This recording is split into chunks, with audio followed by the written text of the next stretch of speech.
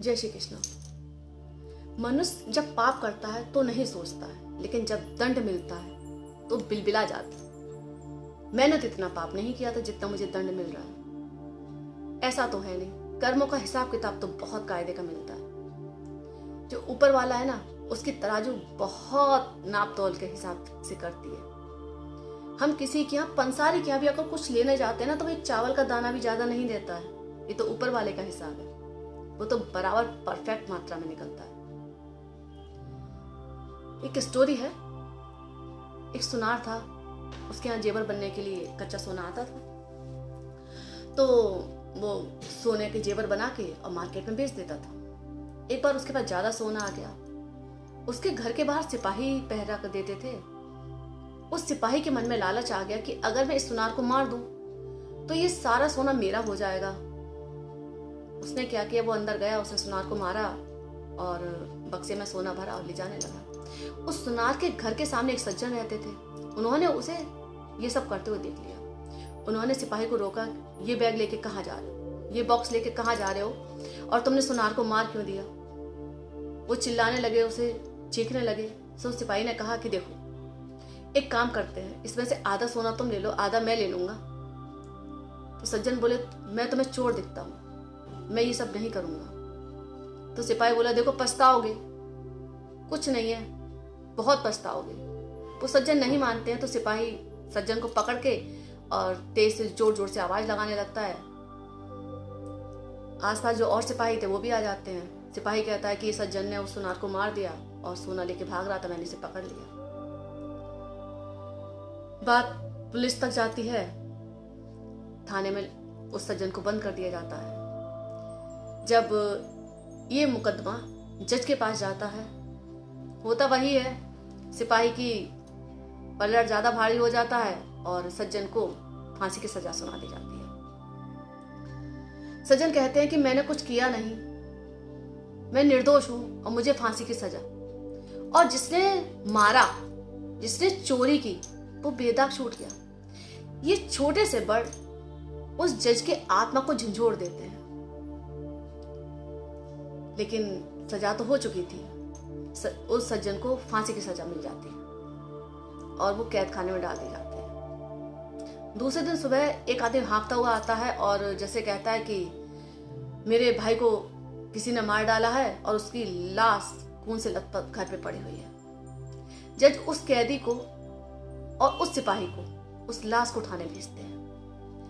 वो दोनों लाश उठा के लेके आते हैं। चारपाई पे लाश होती है, रक्त रंजित, खून बह रहा होता है।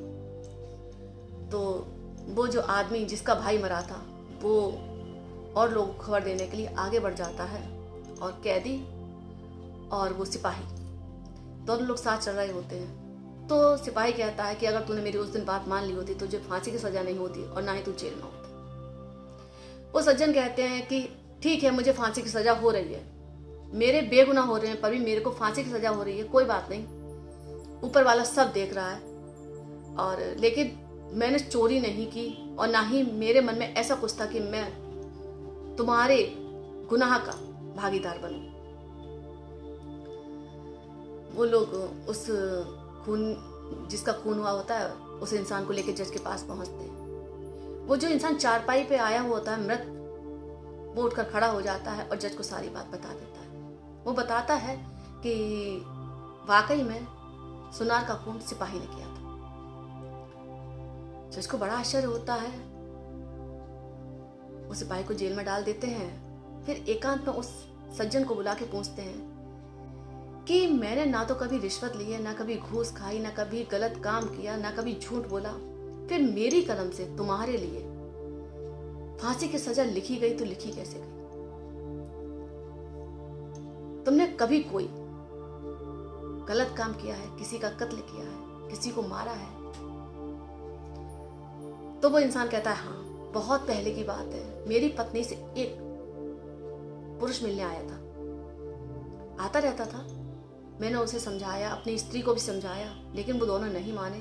तो मैंने उस पुरुष की हत्या करके अपने घर के पीछे की नदी में फेंक दिया। वही मैंने हत्या की थी। जज को सुनकर संतोष होता है कि चलो, उनकी कलम से कुछ गलत नहीं लिखा गया। वो उस व्यक्ति से कहते हैं कि अब फांसी की सजा तो तुमको होकर ही रहेगी, क्योंकि तुमने हत्या की थी, तो पाप का दंड तो भुगतना ही पड़ेगा। तो उस आदमी को उस वक्त समझ में आया कि जो मैंने गुनाह नहीं किया उसके लिए मुझे फांसी की सजा क्यों मिल रही थी। वो फांसी की सजा उस गुनाह के लिए नहीं मिल रही थी, वो फांसी की सजा उसके किए हुए पुराने गुनाह के लिए मिल रही थी। तो भगवान के यहाँ पाप पुण्य का हिसाब बहुत अच्छे से लगाया जाता है। वहां कोई गलत काम नहीं किया जाता, कोई भेदभाव नहीं किया जाता। इसलिए उसके